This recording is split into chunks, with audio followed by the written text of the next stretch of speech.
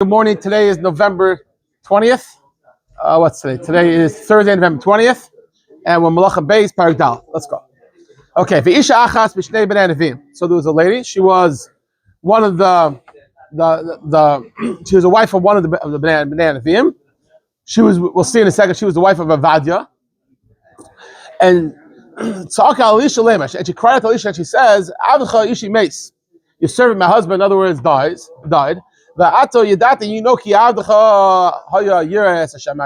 Ovadiah was a big Eved of Hashem. We know Ovadiah hid the 100 Navim in the two caves, right? And she says, and now the creditors are coming to take my two children for slaves. What does that mean? Because Ovadiah borrowed money. He borrowed money to support the Nevi'im. He borrowed the money from who? None other than the Melech himself, Melchiah. And now the king's slaves, the king's Avadim, the king's servants rather, are coming to go collect the money. Now the question really, they all talk about it. Did Yehuda know about that they were hiding or not? Or maybe just gave money to some Avadim, whatever it is. That's not the point. The main point is that she's saying is that they went ahead to do a mitzvah and they went ahead and borrow money. And now they're coming for what? They're coming to collect, and she has no money. What should she do? So Elisha told her, what do you have? Agidli, tell me. What do you have in the house? So the time she says, I have nothing. And I have a little bit of oil. Rashi says a very small, enough to just anoint a very small amount of oil. So Elisha said, go ahead and gather a lot of kelim and achot, meis kol shechanech for all the neighbors. The kelim reikim out to meet you. He said, make sure to borrow a lot of empty kelim. Don't be mad. In other words, just get a lot of kelim. And then v'asus gatas delas, and then he tells her they should go close the door. Ba'adcha, ba'ad benecha, behind you and behind your sons. And then v'isakta is a kelim alayla, and you're going to pour into these kelim v'timal tisi, and you're going to fill up the kelim. And drop in each one. Right. No. In other words, like this. Basically, what's going to happen is they're going to bring the kelim in, and then the flow is going to come. Just keep removing all the full ones. But the flow is going to stay where it is. Right. Keep filling it up, and exactly. And what happened? And she went. She closed the door. Behind. They went inside the room. Why is it they doing in behind closed doors? Because we know. Therefore, we want to keep it private and nice. Okay? And she brought the container but might sarkas and the flow started to pour. When the kelim were filled up, at time of that she tells her son, is there any more to fill up? Keli is no more, so we're done. All the kelim are full. It's full of oil, exactly maxed out. And then suddenly the Yaman Shemen, and because of that, the Shemen stopped. The time of the Elisha came, so now she goes to Elisha. So he said, no. So now Elisha tells her, go sell the oil. The Shalmi es the Shecha, and now you could pay the Sheikh. You could pay the creditors. The Atvanecha, you and your son, there'll be extra. So basically, they filled up all the kelim, and they went ahead and they sold it for the oil for profit, and life went on. I just want to stay over a little quick the way the Chassidim line up the way they line up these psukim just really quickly. So v'isha achas, some stuff from Pasuk Aleph again really quickly. V'isha achas b'nei nevim. It's referring to the neshama. So the neshama speaks out, v'tzaka Elisha and cries to Hashem. The neshama is crying. It says, "Avcha ishi meis." What happens? I'm burnt out, and I'm dead. I feel like I'm hopeless. I used to,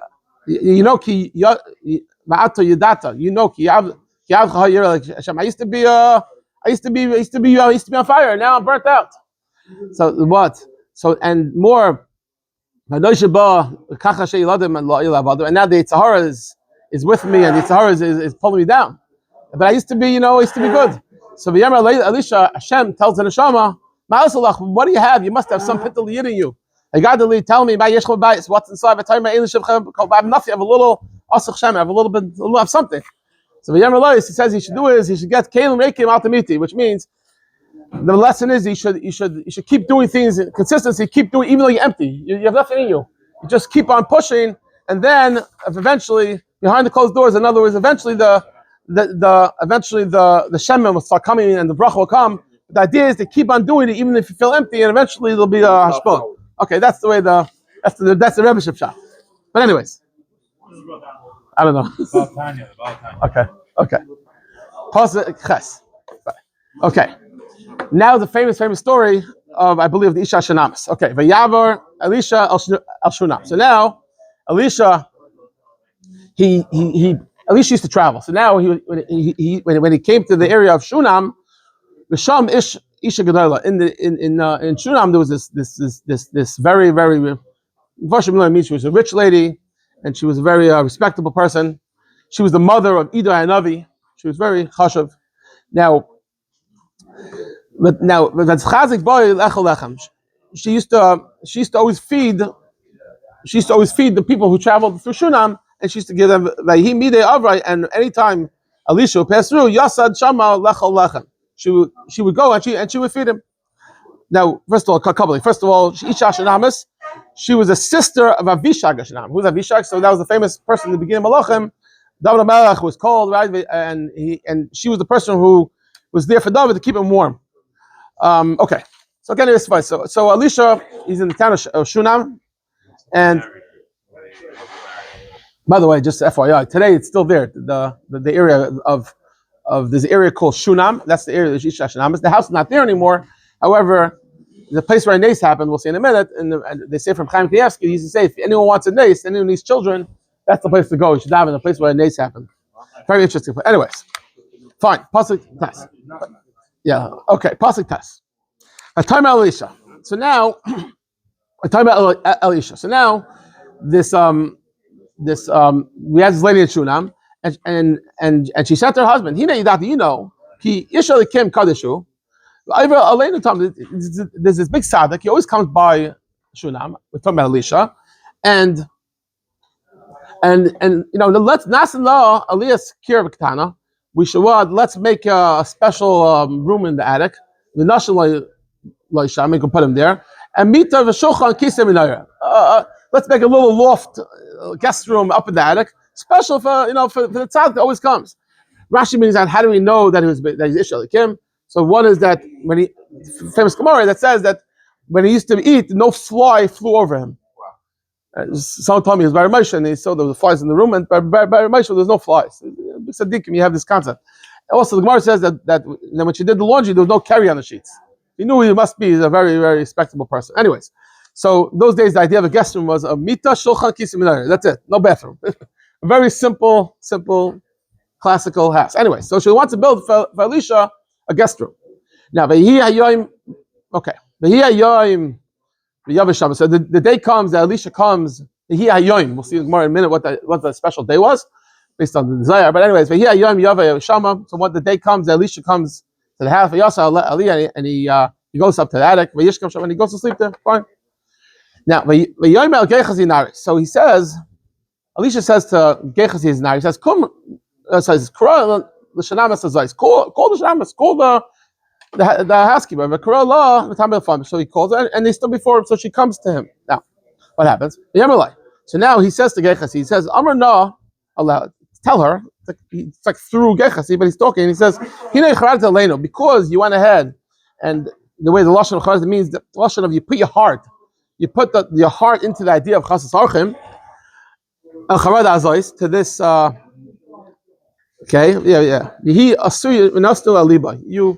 you put your heart and you took care. You built a room special for me. You did something special. What can I do for you? I want to do something special to pay you back. Maybe I can speak to the king, or maybe to the army. I want to do something special for you. So just to pay you back. Again, since she put a heart to it, she really went out of the way. Therefore, he felt we got to do something special. So by the time she said, "No, I don't want anything." I say, "I don't want anything." The Zohar learns now from this pasuk.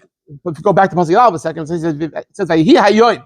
So the Zohar brings out it was Rosh Hashanah, And it was on that day, the special day, it was Rosh Hashanah, and on that day he came to her, he said, no, so what can I do? I want to daven for you. It's a special day. And then she says, no, on Rosh Hashanah we have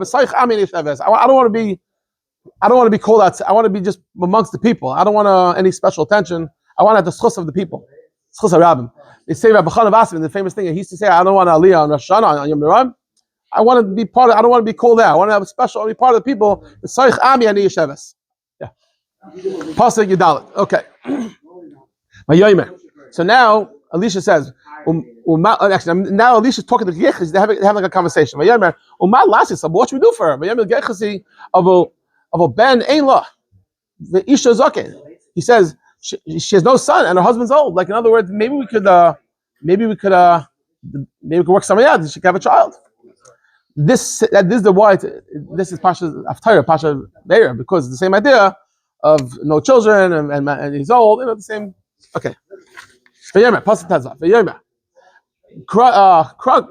call her. So now he calls her and she stands in the. So again, he calls her Shunamis and she stands in the doorway. Yeah, it's interesting. Now he's talking to her directly. Before it was through Gehazi. So why here he's talking to her directly? So first bring down because now he's going to tell us something very. When he comes to Karsatayv, when he comes to gratitude, he's thanking her for he's doing something special. Also a big. It's like a meeting in person instead of like through WhatsApp. Right. In other words, but more even deeper, when someone goes ahead and you do a Karsatayv, you want to do it in person. You don't want to do it through Gehazi. Go direct. He tells her, this time next year, when it's going to be time you're going to have a child, and you'll be hugging your child. What's chavekes bein? So we bring down that chavekes is a remedy that the child is michavakok. That's to mean this child, chavakok HaNavi. Anyways, Vatimer, and she says, Aladoni ish alikim, out techazev. Don't deceive your shivcha. What does that mean? So it means like this. Basically, she's saying is, if you promise me a child, fine, but make sure the child's not going to die. I don't want to bury him. I don't want to don't mislead me. Make sure if you give me a child that's gonna live. Yeah. Some say that maybe in the past she had a child, maybe the child died, so maybe that's why she's worried about that. Okay. Anyway, so she says, I'll promise you a child, great. But the child should last and it should live, and let's see. Okay, Pasuk Yuzai. Vatar Isha Vatel Bein. So sure enough, she gives birth to a child. Lamayda Azeh Keis Chaya Shadiba Allah Elisha. Exactly what Elisha said. This time of the year, she gave birth to a child and Mazel Tov. Okay, Pasuk Ches V'Degala Yel. The child gets up. Yomi. The child, he goes to the father to help with the reaping of the wheat. And suddenly the child tells the father, Reishi, my head's hurting, my head, ouch, I have a headache, something. So the father tells the Nar, the maid servant, he said to help her, he says, Su el Ma'imai, bring him to his mother. What happened? They take the child to the mother. He thought it was just a headache or something. And he carries him, and like I said to the mother, and the child was sat in the lap of the mother until the evening, and then the child dies. It's just interesting the contrast between this story and the story of Hagar. By Hagar, we have that the Ishmael was she didn't want to stay next to him. But Sheikh over here by Yid, we see the opposite, that the mother takes it and puts it in the child's hands and puts it on the lap and okay. So now she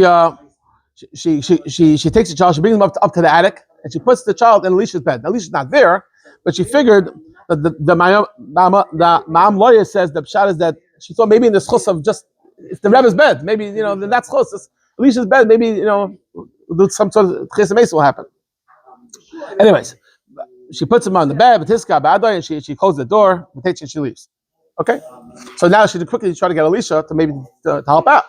Because Elisha promised that she told Elisha, don't give me problems, give me a child and make sure he lives. And suddenly the child dies. So what does she do? The tikal isha v'tayma. She calls her husband quickly and she says, Shulchana Ali, if you could send me one of the arm, and I need one of the doggies, Arutza and Ishalikim, I need to quickly go to Ishalikim, sure, I'll come back. Now, she didn't tell her husband that the child died. She wanted to keep it quiet. Why? Some people have the idea that, like we said earlier, really, ain't a bracha and therefore, the more people that know about it, the harder kind of thing is to make a nice. So, therefore, she's like, I'm not telling anybody. and she wants to go straight to Elisha to tell Elisha, and she didn't even tell her own husband, which is very interesting. Now, why didn't he suspect anything? Because he thought maybe the head, he thought it was a headache. Right. She used to go. Right. She used to go. Exactly. She used to go to. He used to come to her. She used to go to him. Fine. So the husband said, why are you going today? Shabbos. It's not Shabbos. Because those days, the time to go to the Rebbe. When you go to the Rebbe, Avi? You go Chodesh, you go Shabbos. Why you go to the Rebbe today? There's nothing special. It's not Shabbos or Chodesh. By the time of Shalom, she's like, listen, I have to go. Peace. Goodbye, I'm out. But the Chabad she saddled the donkey, her own donkey. By the time and she tells her now, Nahag Belech, just drive, keep going. Don't hold back and ride it. I tell you. In other words, just drive and go straight. She went, she came. Elisha, Elikim, Al Carmel. She goes to Carmel. She goes to Elisha. When Elisha sees her, from far, but he tells the Gechazi, he Shunamis Allah. Is that the Shunamis? She's here. Let's greet her. But Tamar Allah and say to her, and he asks her, Hashalom Lach, is everything okay? Hashalom Ishech, is everything good with your husband? Hashalom Hayela, is everything good to the boy? Find out, greet her. So now, by time Hashalom, she tells Gechazi, it's all good. No, it's good, because she didn't want to tell Gechazi either. She didn't want to tell her husband, she wanted to tell Gechazi, she wanted to directly tell Yo. Elisha Elisha.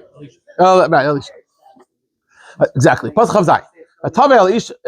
now she goes to the Ish Elikim, al heart, and the mount, Chazik Baragov, and she grabs his feet.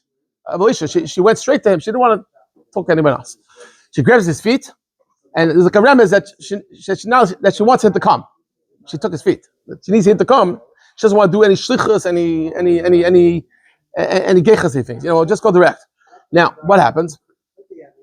The Yigash, the gechazi, the hudfa. So now, again, he's grabbing the feet, and Gechazi approaches, and Gechazi goes ahead and he tries to push her away. But Yomer Ish Elikim. So then Elisha says, you should leave her. Why? Because she's a bittered person. In other words, so the question on this is like this. The question is, what's happening is she grabs Elisha's feet, and then Elisha says, "Let her go." So what's a conversation? Like what's the shak? So the famous Gemara Brachas over here. The Gemara said that what happened was she grabs Elisha's feet, and then Gechazi grabs her breasts, and because Gechazi wasn't exactly the biggest tzaddik over here. So then, and that's the lashon of. See, the Gemara says like this. The Gemara says. Amr Yosi Barchanina, Sha'achaz Bahad Yafia. He grabbed her beauty. That's what it means. But what's the pshat? The pshat because then Elisha says, let go of her, let her go. Okay, that's the shak of Taya. Okay. Then he says more. He says, first of all, she's a bitted person. Hashem didn't even tell me. Hashem didn't even tell me that she's even coming. So in other words, she's okay. So she tells Elisha, she says, I asked for a son, I told you, I said, don't mislead me, you should nothing bad should happen to this child. And this child died. She's telling directly to Elisha. She's not doing no gechazi in between. So what happened? So now Elisha tells Gechazi, quickly, get yourself, strengthen yourself quickly. Go take your stick. Kisimsa ish because and on the way, don't stop, don't meet anybody, don't tell anybody what's going on. Ish because if anyone greets you, don't answer him even more. And take the stick and put it on the nar's face. So again, he didn't realize the way the Malma I think brings it down. I don't understand the stick. Okay, one second. Yeah, the way I'll tell you this. So basically, the child's dead and he's in the attic. Now she goes to Gechazi, she goes to Elisha, and she tells Elisha, "My child's dead. What should I do?" So Elisha didn't realize in the beginning. What's the way the Malm learns? He learns. He didn't really realize that maybe he really died. He thought maybe it's like he just fainted. He had a headache. He fainted. So maybe he said, "Take a stick and put it on him and wake him up." But he said, "When you go, don't tell anybody. It'll work one time. The stick will work one time." Now. I'll just tell you a little bit of what happened in a second from the Chazal. Chazal say basically what happened was he said, "Don't tell anybody." And Gechasi was so excited that he could do Tchias HaMesim here. On the way back, he saw a dog, a dead dog. He took the stick and he hit the dog, and he used it. It only works one time. So now that's why when in a minute we'll see when he went to the child to do Tchias HaMesim, it didn't work. It was used already. It was used already. Another pshat was he went ahead and he advertised. He on the way back, he's like, everybody's like, where you going? Where you going? And he opened his mouth. He said, I'm going to Tchias HaMesim. Elisha sent me and got all excited about it, and therefore it didn't work. It says over here, for example, songs like Yeshua. Oh. Then they're going to use sticks to be the righteous people are going to use sticks. For Tchias HaMesim, right? Very good. I barely pointed out, very geschmack. The idea of the stick doing Tchias HaMesim, right? It's right. The time of Tchias HaMesim, right, they're going to take the sticks and they put on all the mesim, and somehow they're all going to Tchias HaMesim. Okay. So let's see. Right, puzzle coming off. The Gechasi Arbal Flames. The Gechasi, he runs ahead of them. He's all excited to do Tchias HaMesim. He puts the stick on the face of the Nar. Ain't call, ain't keshev. It didn't work. There's no sound, nothing. There's no movement, nothing. But Yashav the Krasai. So now he went back to Elisha. He said, he didn't wake up the Nar. It didn't do anything. In the meantime, Elisha Abaisa. Elisha comes now. He's ready. She's already taking him. So he's right. The Isha Shunamis is already bringing him. So at that point, he goes. He gets him. He sees. He sees a dead baby on his bed. Okay. First of all, Bashneim, he closes the door behind the two of them. He didn't want again for bracha to happen. You have to keep the door closed. You don't talk about it. And what is the first thing you do? Hashem, he davens to Hashem. He goes up, he lays on top of the child. He puts. Yeah, no, just to understand. Obviously, the main nace will happen through tefillah. It's the first thing it says is what that he davened Hashem. It's the first pasuk. But now he has to do the physical thing. What's the physical thing? Do CPR. So the rest he puts his mouth on the mouth, hands on the head, kabav. And he spread himself on the child. Some say it means he blew some wind in. I don't know. And suddenly the boy's flesh starts to get warm. Life starts to come back. He was dead? The child was dead, yes. He's doing Tchias HaMesim. Yeah. He got back and he walked in the house. And he went, even though it got warmed up a little bit, still didn't finish. He went in one night, he went out, and he spent himself again. He did it. Seems like he did the whole story again. He breathed in his mouth and he put his hands on his hands, right?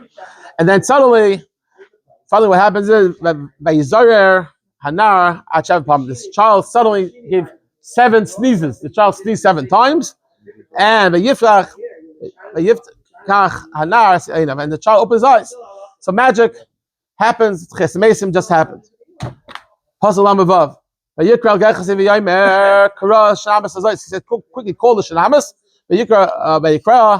And she called him, and she came. Look, she says, lift up your son.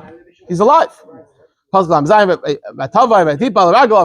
she fell on her feet. She bows. And she lifted her son, and she went out. A miracle happened. Elisha did like Yomi, just like Yomi did the Isha at Tarfas. So too, Elisha did on this child, the Isha Shunamis on this child. It did Tchias HaMesim. Quickly, one more nace. Now, Elisha Shava Gilgal. So now Elisha goes to Gilgal. Rav Baritz, and it was Rav in the arts. Right, there was a hunger. Bnei Nevi'im, Yoshvin Lefanav, and the Bnei Nevi'im. Was the 100 Nevi'im of Ovadiah. They were all sitting before him. He said, if you could put a large pot, vashal nazir, then you can make some sort of porridge. The Bnei Nevi'im, they're hungry. Let's make some sort of soup, some sort of porridge. So now one of the people, he went out to the field, to get some sort of green herbs and stuff for the porridge, to maybe spice it up a little bit. And he finds some vine in the field. And he gathered some sort of, Rashi seems to say it's like a poison mushroom. So he didn't know what was a poison mushroom. He thought it was some sort of mushroom. What did he do? He got it. He filled up his garment. He went ahead and he sliced it up. And he put it into the porridge. He didn't know it was poison. So basically, he had a big pot of chong, let's say, and he fills it up with all types of vegetables and all types of food. And this is all the food they have. And he didn't realize, but he didn't know the difference between regular and poison mushrooms. And he put it in the pot, poison mushrooms. Everybody knows of Chaim Ozer, the famous story of Chaim Ozer. Before the war, he went to Gusman and he showed him in the forest. He took him in the forest and he showed him. He said, "Look, I want to show you. One day you have to know this." And he showed him that certain vegetables, fruits, are poison, some are not. These are the poison mushrooms, and these are not. He showed him how to be mechalek. He said, "One day something's going to happen, and you'll see. You have to know this." And you should know that the way they lived through the war was in the forest. The Nazis didn't go in the forest. They were scared of the hibby-jibby. But that's where a lot of people survived the war, was in the forest. But you have to know how to survive. It's important to know the chiluk between poison and not poison. Unless you're Elisha, of course, you can do a nice. But the rest of us, okay. Pasuk map. What happened? So the people, they poured out the food to eat. As they're eating, they're screaming, Maves Besir, there's poison in the pot. There's death in the pot. Don't eat. Stop. What's the show again? So, in other words, it's referring to Elisha. They're like, there's death in the pot. We can't eat from here. What should we do? I think it's referring to Elisha. So he said, very simple. Take flour. And they threw it in the pot. Let the people pour and eat. It's good. And there's nothing left. In other words, he did a nace. He put the flour inside the pot, and suddenly everything was beseder, and the poison became unpoisoned. Now, it's actually one more nace. There was a man who came from the area of Baal Shlisha. And he came to Elisha rather. Lechem bikurim. He brought lechem for bikurim, esum lechem esayim, and he brought 20 loaves of barley bread. Question was if it was really bikurim or not. Rashi seems to say it was. Unfortunately, based on the miraculously seemed to say that it was a gift, and someone who brings a gift, it's like to his rabbi. The Gemara says as if he brought bikurim. Anyways, this guy brings 20 loaves of barley bread, with caramel, it's kulai, it's kalnoi. And he brought fresh grain that was in the original shell. But Yomi says, go give it to people to eat. The problem was that there were a lot of people, and 20 loaves of bread was not enough for 100 people. It wasn't enough. But Yomi B'Sharti tells the people, how could I give this more amount of bread for 100 people? But Yomi said,